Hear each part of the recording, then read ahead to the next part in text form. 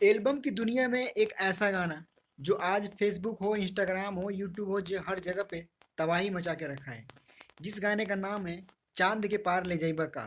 इस गाने ने आज ऐसा रिकॉर्ड यूट्यूब पे बना के रख दिया है, चाहे वो खेसारी हो चाहे पवन हो, सबसे पहले ये गाना बजता है।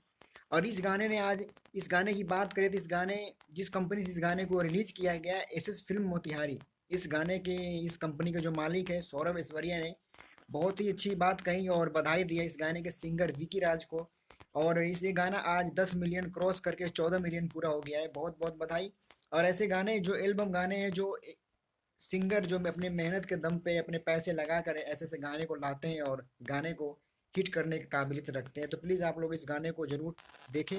ये गाना अगर आज मैंने यूट्यूब पे सर्च किया तो ये गाना आज 36 नंबर पे ट्रेंडिंग में चल रहा है पूरा इंडिया के अंदर की, बहुत ही बड़ी बात है। जिस गाने की बजट की बात करें तो 20 से 30 हज़ार में ये गाना बना है और वो गाना आज ट्रेंडिंग में गया है, बहुत ही बड़ी बात है। प्लीज़ आप लोग इस गाने को सपोर्ट करें ताकि ये गाना एक नंबर पे आने की कोशिश करें।